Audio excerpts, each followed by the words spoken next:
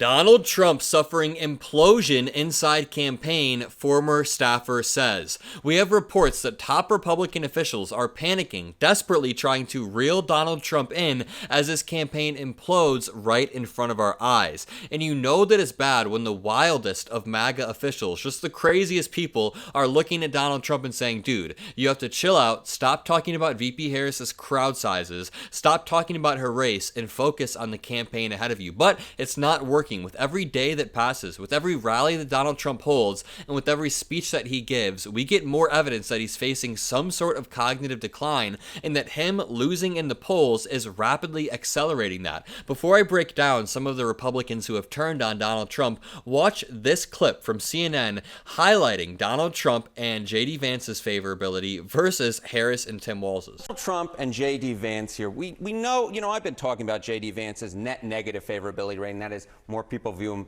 unfavorably than favorably. Donald Trump has the same thing. I will point out this is among the higher numbers for Trump, but still, he's underwater here at -7 points. Jump over to the Democratic side with me, if you will. Take a look here. Kamala Harris is actually better liked by more voters than she is disliked at a +2 net favorable rating, and then Tim Walz here at a +11 rating.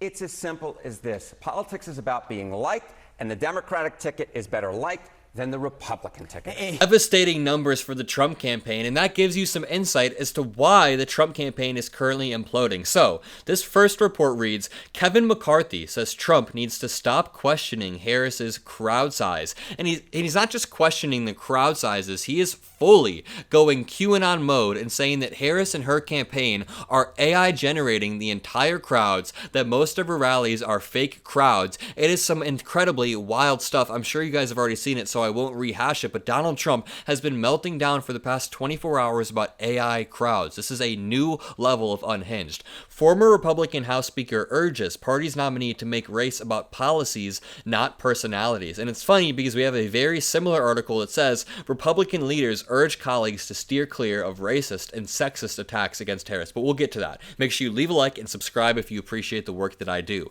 Kevin McCarthy, the former Republican Speaker of the House, urged Donald Trump on Monday to stop questioning the size of Kamala Harris's crowds at her campaign rallies and to instead focus on her policies and record. Quote, you got to make this race about personalities, McCarthy said in an interview with Fox News on Monday. Stop questioning the size of her crowds and start questioning her position when it comes to what did she do as a California Attorney General on crime? What did she do when she was supposed to take care of the border as a czar? It's just all of their talking points are totally bunk, even when they aren't attacking her race or her crowds. Her talking points are terrible, but at least try to stay away from the race-based attacks, right? This comes just one day after the former U.S. president and current Republican presidential nominee falsely accused Harris, the Democratic nominee, of using artificial intelligence to create a photograph displaying large crowds of supporters at her rally last week in Detroit. On Sunday, Trump shared a photograph of the large crowd at Harris's rally to his millions of followers on Truth Social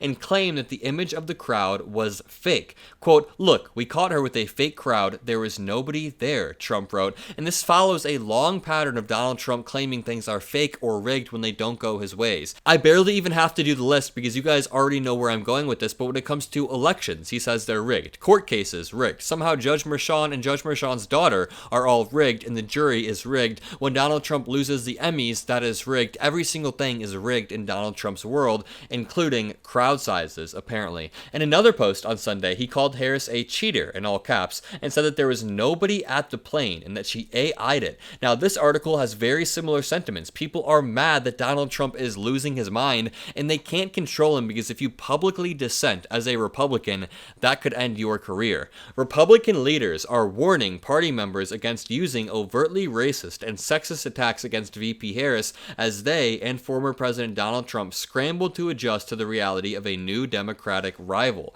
At a closed-door meeting of House Republicans on Tuesday, National Republican Congressional Committee Chairman Richard Hudson urged lawmakers to stick to criticizing Harris for her role in the administration. Quote, this election will be about policies and not personalities, said Speaker of the House Mike Johnson as well. So we're hearing similar sentiments from Republicans across the board. They're saying, dude, you gotta chill, Donald Trump. You gotta stop with this racist stuff. You gotta stop with this crowd stuff.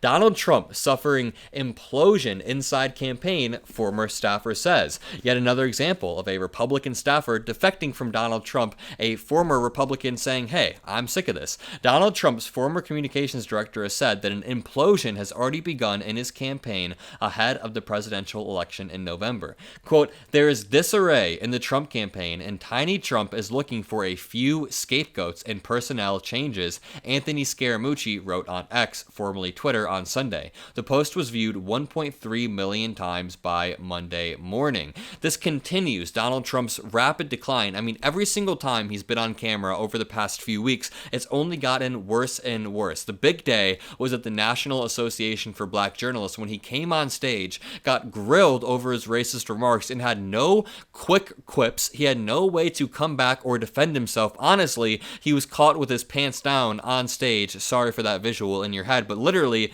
Donald Trump was caught with no defense whatsoever. And then, when he realized that his campaign was rapidly slipping in the polls to VP Harris, he held another press conference just a few days ago. I think that was roughly 6 or 7 days ago. And in that press conference, he looked worse than we have ever seen him. He talked about crowd sizes for the most time. He couldn't even conceal that he was losing his mind about the crowd sizes. The article continues. In a separate post on X, Scaramucci wrote that Trump was a, quote, frightened little man and would easily back out if the polls move away from him, and later, quote, where is the Republican Nancy Pelosi, in reference to the role some have suspected Pelosi played in convincing Joe Biden not to seek re-election, so he wants some high-ranking Republican official to get Donald Trump out of there. It comes after Trump claimed in a post on True Social that he was, quote, leading in almost all of the real polls, despite polling aggregators placing Kamala Harris ahead nationally and in several battleground states. Donald Trump calls all of the polling that he's winning in real polling, all of the polling that he's losing in